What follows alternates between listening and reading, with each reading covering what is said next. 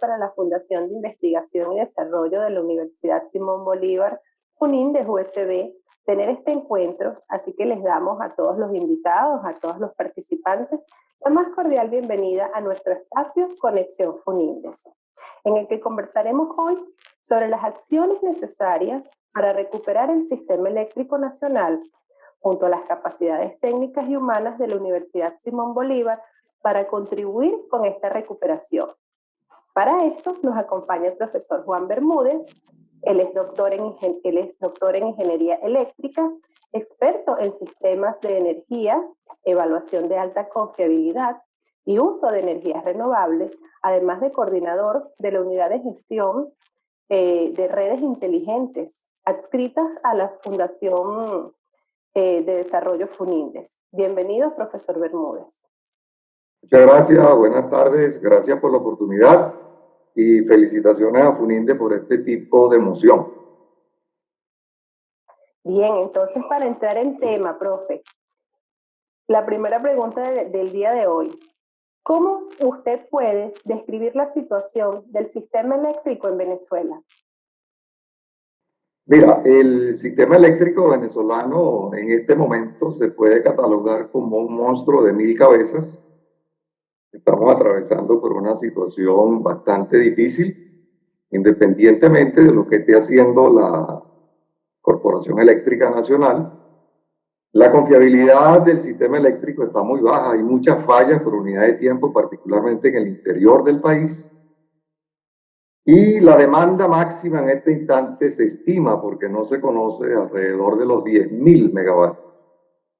Te puedo decir que para el año 2013 la demanda rondaba los 19.000 megavatios de demanda máxima y hoy en día deberíamos andar, estimo yo, que por los 25.000 megavatios de demanda, pero ese no es el caso.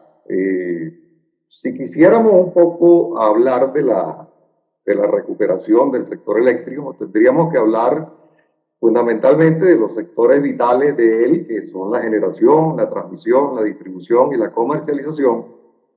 Pero sin embargo, hay que reconocer que esos son aspectos técnicos que pueden ser eventualmente acometidos, pero pienso yo que la principal línea de acción que tenemos que ahorita adelantar es la recuperación del recurso humano. Es decir, hemos tenido una gran diáspora en Venezuela.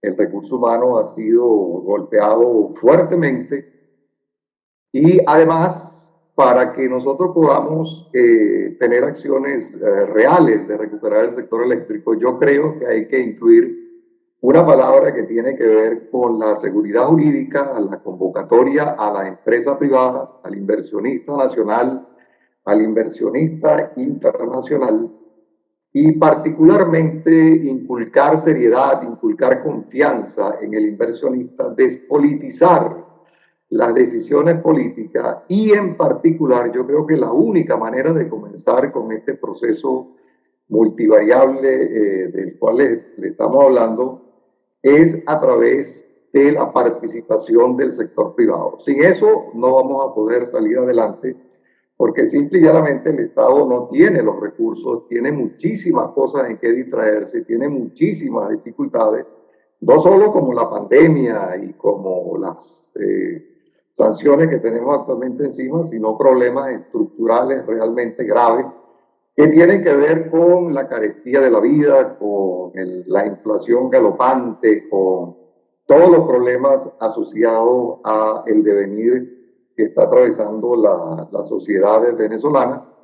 Y en consecuencia, yo creo que hay que delegar en la industria privada las grandes decisiones, inculcar confianza en la gente para que de esa manera la gente pueda incorporarse a estas labores de recuperación y eventualmente a las labores de transformación del sector eléctrico, que ya es un proceso de largo plazo y de muchísimo mayor aliento que también vamos a tener que acometer. Yo quiero decirte en este instante que, sin embargo, yo soy optimista, no solo por naturaleza, sino por las cosas que veo. Actualmente este proceso de dolarización forzada que estamos viviendo en Venezuela ha flexibilizado muchísimo la economía, la ha oxigenado, junto con otros lineamientos que yo veo que poco a poco está surgiendo de nuevo el comercio, el tráfico en la ciudad de Caracas y en Venezuela, a pesar de las grandes dificultades con el combustible. La gente se está animando. El otro aspecto que a mí me conlleva ser un poco esperanzador en esto es que en Venezuela, por una extraña razón que yo desconozco, pero que les puedo dar fe de ello, porque tengo 43 años en el sector de formación de recursos humanos, es el talento. En Venezuela hay muchísimo talento humano, hay muchísima gente bien formada, y además hay muchísimos recursos mineros, recursos hídricos, recursos energéticos en general, petróleo, gas, lo que ustedes quieran, diamante, oro, está en Venezuela. Y hay un aspecto importante también, que es que aun cuando hay mucha gente que se ha ido del país y no vive en el país, sigue atada emocionalmente al país. ¿Qué significa eso? Que bueno, con la enseñanza de esta pandemia, la enseñanza positiva de esta pandemia, tenemos que reconocerlo, es la ventaja del teletrabajo. Ninguno de los que estamos conectados ahorita viéndonos y oyéndonos estamos físicamente en una sala, sino que estamos en diferentes sitios del mundo, no necesariamente en Venezuela. Esto lo traigo a colación porque hay muchísima gente que está dispuesta a trabajar para Venezuela a distancia, y muchísimo del trabajo que hay que hacer se puede hacer a distancia. Tal vez inspecciones de campo, mediciones de campo no se pueden hacer, pero para eso se pueden armar equipos, de tal suerte que yo creo que si hay un llamado serio, con seguridad jurídica, con participación del sector privado, atención, para inculcar esa confianza propia de los dólares de la economía.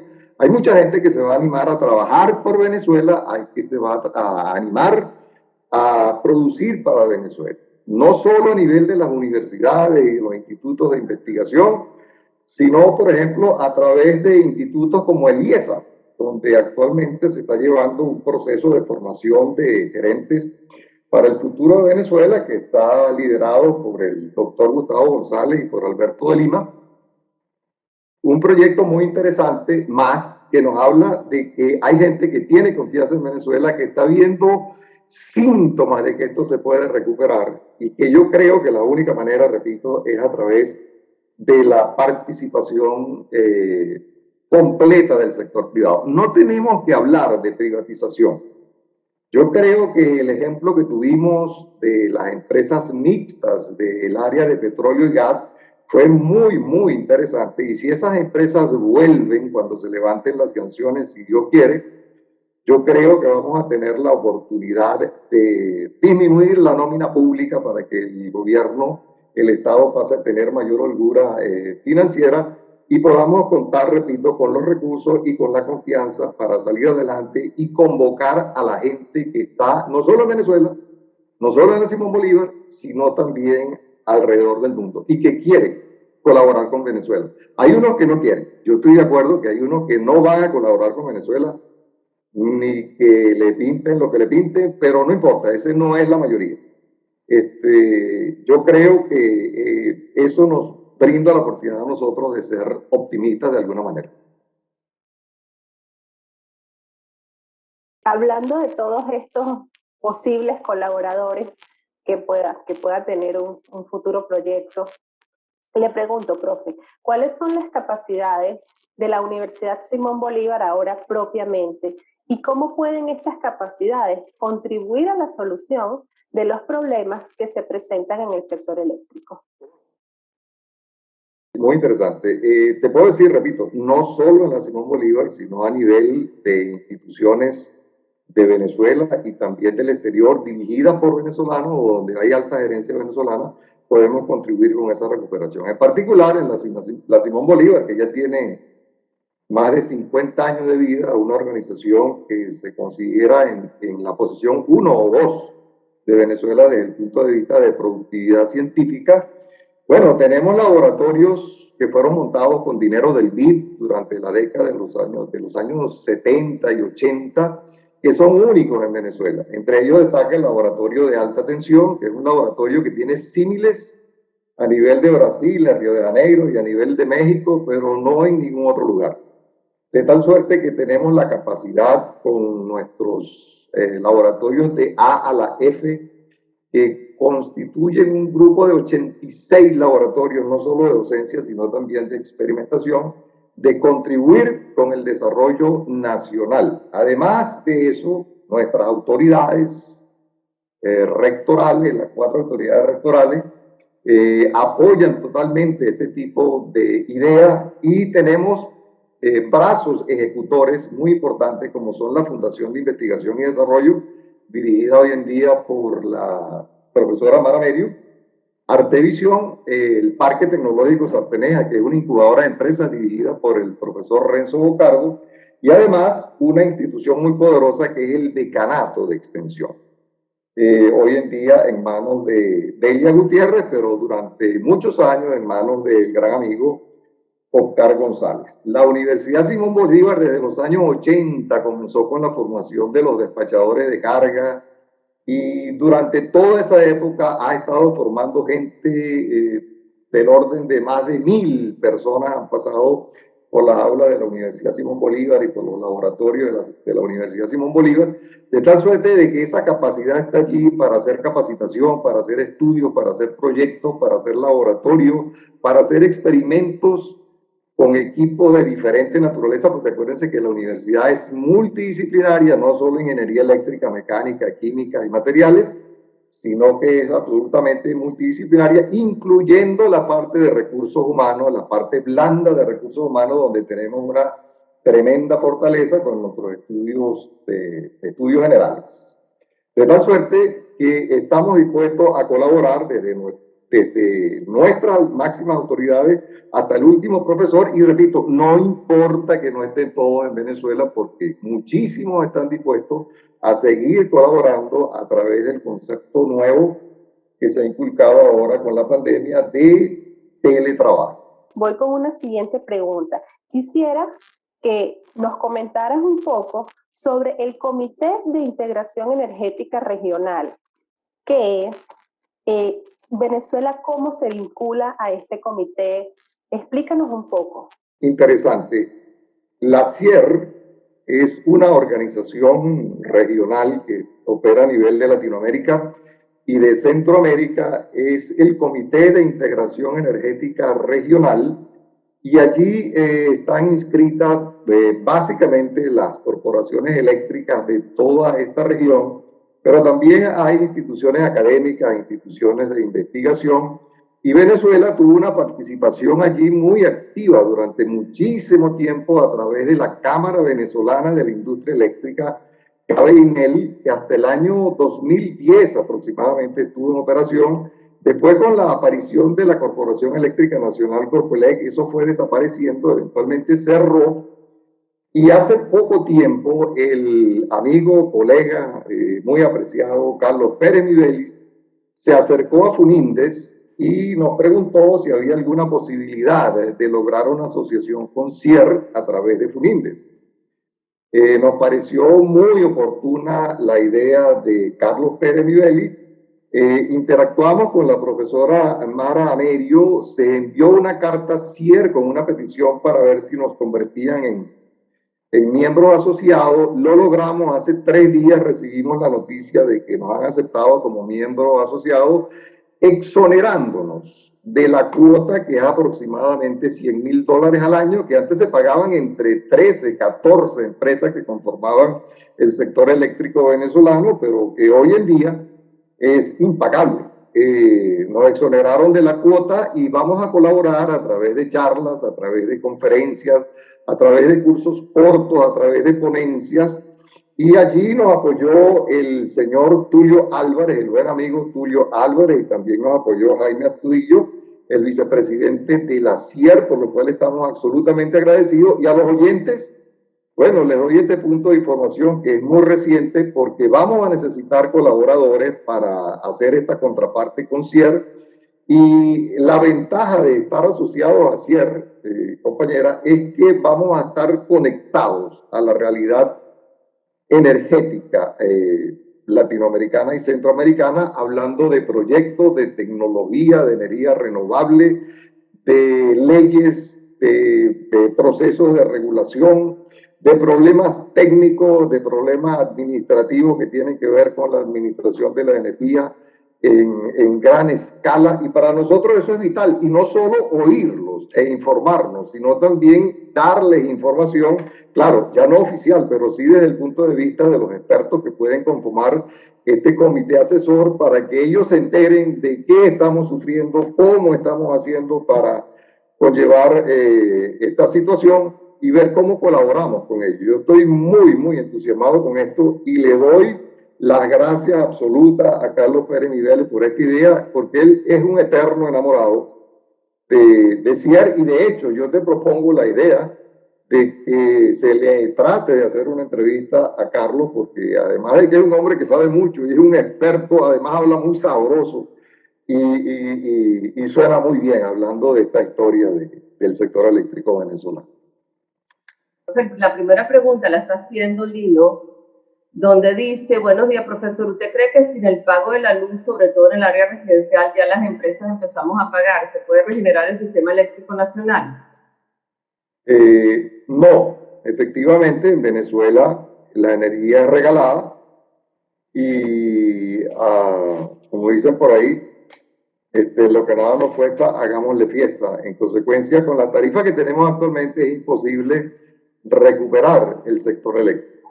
Para ello, repito, hay que atacar un monstruo de 1000 cabezas que tiene que ver con el desempleo, la inflación, la crisis país que estamos viviendo. Yo creo que, repito, la única manera de comenzar por algún lado esto y dejar de pensar en quién es primero, la gallina o el huevo, es comenzar con un proceso de asociaciones con el sector privado para reducir la nómina pública y para ir reconociendo paulatinamente tarifas que se compadezcan con el sector eléctrico nacional. Tenemos un ejemplo incipiente de ello en Venezuela con el precio de la gasolina, que tiene asfixiado a muchísima gente, porque repito, todavía hay muchísima miseria en el país y hay muchísimas situaciones financieras y económicas que resolver desde el punto de vista laboral, el desempleo, etcétera, etcétera. Pero el ejemplo de la gasolina es un ejemplo patético, donde ya se está reconociendo un precio más adecuado para los servicios públicos, y actualmente, si ustedes ven la tarifa que estamos pagando, no por el sector eléctrico, no por la energía eléctrica, pero sí por lo que llaman el relleno sanitario, ya no es tan miserable como era antes, sino que es algo significativo.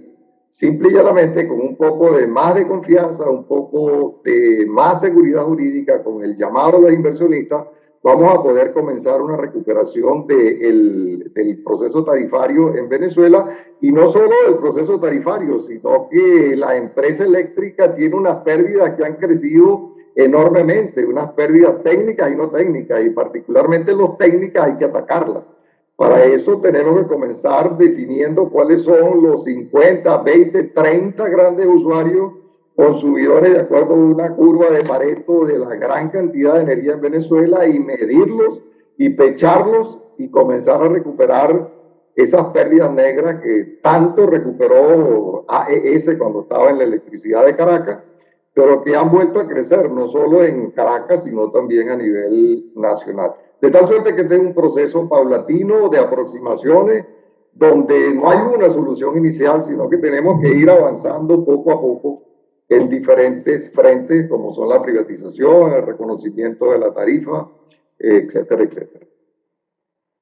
Gracias, profe. Mire, la segunda pregunta: de las áreas medulares del CEN, ¿cuál requiere mayor atención? Generación, transmisión, distribución y comercial. Bueno, fíjate tú, las 4. No hay ninguna predilecta, puesto que si no hay generación, no hay que transmitir, y si no hay que transmitir, no hay que distribuir, y si no hay que distribuir, no hay que comercializar. Pero evidentemente que si yo fuese gerente del sector eléctrico nacional, yo comenzaría por la comercialización. Hay que ver la parte comercial de Venezuela para tratar de recuperar las pérdidas.